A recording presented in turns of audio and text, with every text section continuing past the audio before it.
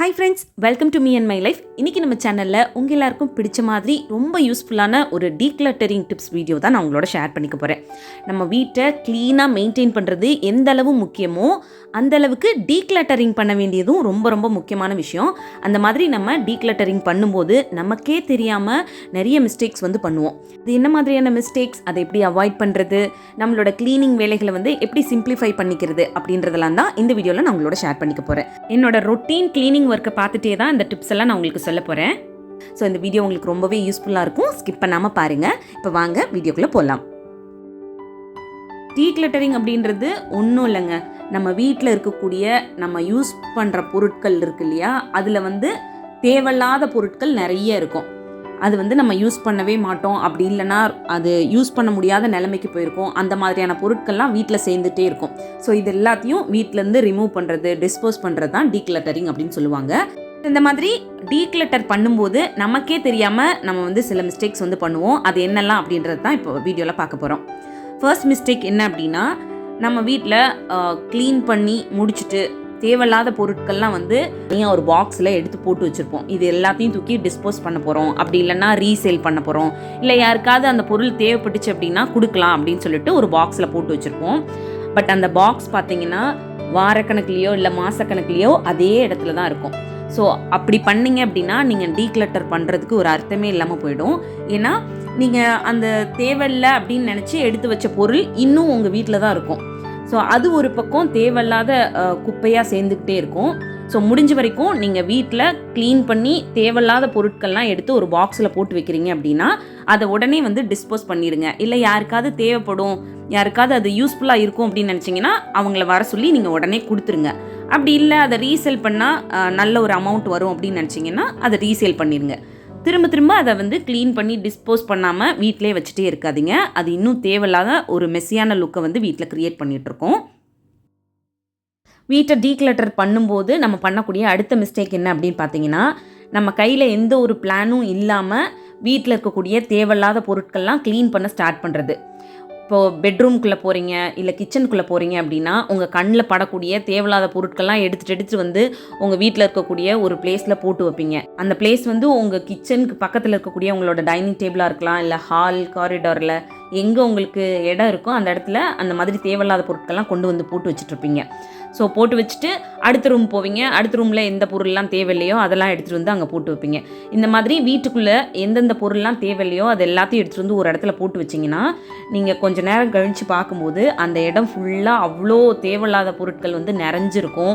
அது ஒரு மாதிரி குப்பையாக இருக்க மாதிரி ஃபீலாக இருக்கும். என்றைக்கு நம்ம இதை ஃபுல்லாக க்ளீன் பண்ணி முடிக்க போகிறோமோ அப்படின்னு சொல்லிட்டு ஒரு மாதிரி டென்ஷனாக இருக்கும், ரொம்ப ஸ்ட்ரெஸ் ஆகும். ஸோ இதெல்லாம் அவாய்ட் பண்ணணும் அப்படின்னா சும்மா பிளாங்காக உங்களோட க்ளீனிங் ப்ராசஸை டக்குன்னு ஸ்டார்ட் பண்ணாமல் அந்த க்ளீனிங் ப்ராசஸ் ஸ்டார்ட் பண்ணுறதுக்கு முன்னாடி ஒரு டீக்ளட்டரிங் பிளான் நோட் பண்ணி வச்சுக்கோங்க.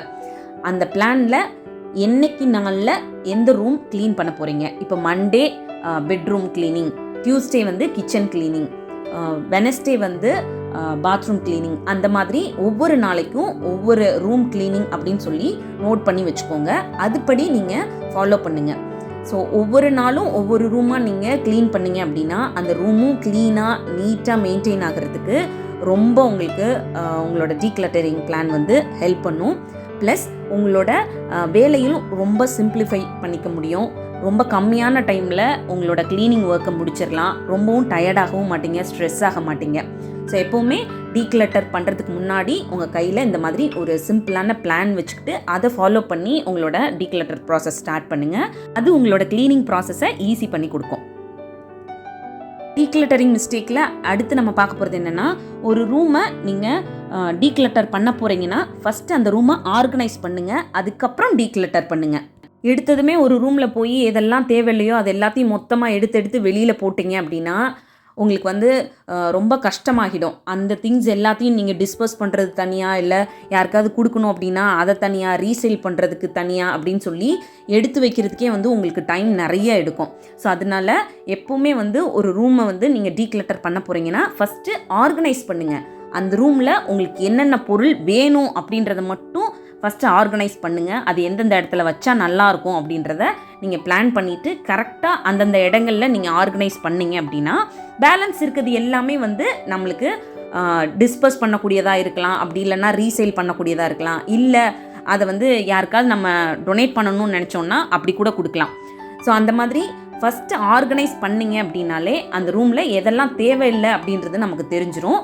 ஸோ எப்பவும் டீக்ளட்டர் பண்ணுறதுக்கு முன்னாடி ஆர்கனைஸ் பண்ணிவிட்டு அதுக்கப்புறம் உங்களோட டீக்ளட்டரிங் ப்ராசஸை ஸ்டார்ட் பண்ணுங்கள்.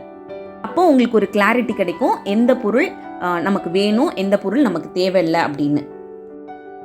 டீக்ளட்டர் பண்ணும்போது நம்ம பண்ணக்கூடிய ஒரு பெரிய மிஸ்டேக் என்ன அப்படின்னா, இப்போ நான் சொல்ல போகிறது தான். நம்ம என்ன பண்ணுவோம், இன்றைக்கி ஒரு ரூம் வந்து க்ளீன் பண்ண போகிறோம் அப்படின்னு டிசைட் பண்ணிட்டோன்னு வச்சுக்கோங்க. அந்த ரூமில் இருக்கக்கூடிய தேவையில்லாத பொருள்லாம் எடுத்து முதல்ல வெளியில் வைப்போம். அந்த ரூமுக்கு வெளியில் வச்சுட்டு மற்றபடி அந்த ரூம்லாம் க்ளீன் பண்ணி முடிச்சுருவோம். க்ளீன் பண்ணி முடித்ததும் அந்த வெளியில் எடுத்து வச்ச பொருள்லாம் என்ன பண்ணுவோம், கரெக்டாக ப்ராப்பராக ஒரு தனி பாக்ஸ் வச்சு அதில் போட்டு வைக்காமல் அந்த திங்ஸ் எல்லாம் எடுத்துகிட்டு போய் நம்ம வீட்டில் எந்த ஒரு ரூம் வந்து ஃப்ரீயாக இருக்கோ, எந்த ரூமில் நிறைய ஸ்பேஸ் இருக்கோ அந்த ரூமில் கொண்டு போய் எடுத்து வைப்போம்.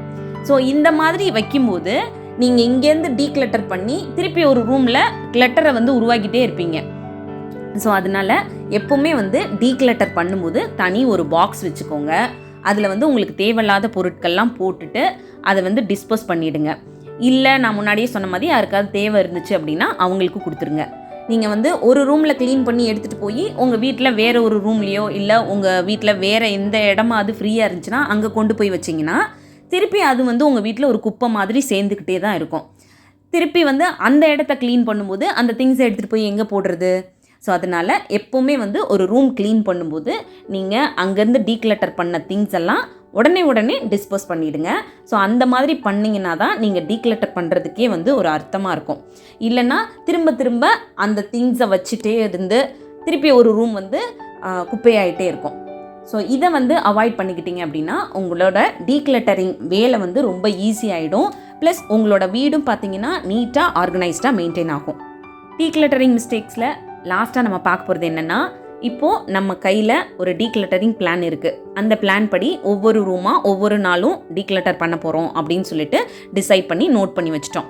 இன்றைக்கி மண்டே நம்ம வந்து கிச்சனை க்ளீன் பண்ண போகிறோம் அப்படின்னு வச்சுக்கலாம். ஸோ அந்த மாதிரி கிச்சனை க்ளீன் பண்ணுறதுக்கு முன்னாடி என்ன பண்ணணும்னா, கிச்சனுக்குள்ளே போனதுமே தேவையில்லாத பொருட்கள்லாம் எடுத்து மொத்தமாக எடுத்து கவுண்டர் டாப்பில் போட்டு வச்சு பரப்பி வச்சுட்டு கீழே கிச்சன் ஃப்ளோரில் போட்டு பரப்பி வச்சிட்டிங்கன்னா அதெல்லாத்தையும் க்ளீன் பண்ணுறதே உங்களுக்கு பெரிய தலைவலி ஆகிடும். அதனால கிச்சனில் ஒவ்வொரு ஏரியாவையும் சின்ன சின்னதாக பிரிச்சுக்கோங்க. அந்த இடத்த ஃபஸ்ட்டு க்ளீன் பண்ணி ஆர்கனைஸ் பண்ணுங்கள். அங்கே இருக்கக்கூடிய தேவையில்லாத பொருளை எடுத்து வெளியில் வைங்க. ஸோ இந்த மாதிரி கிச்சன் கவுண்டர் டாப், சிங்க் ஏரியாவுக்கு கீழே, பேண்ட்ரி ஏரியா அப்படின்னு சொல்லிட்டு பிரித்து வச்சு ஒவ்வொரு இடத்தையும் ஆர்கனைஸ் பண்ணி டீக்ளட்டர் பண்ணுங்கள். அந்த மாதிரி பண்ணும்போது உங்களோட டீக்ளட்டரிங் ஒர்க் வந்து ரொம்ப ஈஸியாகிடும். நீங்கள் ரொம்ப குவிக்காகவும் முடிச்சிருவீங்க, ப்ளஸ் ரொம்ப டயர்டாகவும் மாட்டீங்க. ஸோ அவ்வளோதான். இதெல்லாம் தான் டீக்ளட்டரிங்கில் நம்ம பண்ணக்கூடிய மிஸ்டேக்ஸ். இதெல்லாம் எப்படி நம்ம அவாய்ட் பண்ணிக்கிறது, ஈஸியாக நம்மளோட வேலையை எப்படி பண்ணுறது அப்படின்னு சொல்லிட்டு இந்த வீடியோவில் நான் உங்களுக்கு ஷேர் பண்ணியிருக்கேன். இது வந்து உங்களுக்கு யூஸ்ஃபுல்லாக இருக்கும் அப்படின்னு நினைக்கிறேன். இன்னொரு யூஸ்ஃபுல்லான வீடியோவோட நான் உங்களை மீட் பண்ணுறேன். இந்த வீடியோ பிடிச்சிருந்தா மறக்காமல் லைக் பண்ணுங்கள். தேங்க்யூ.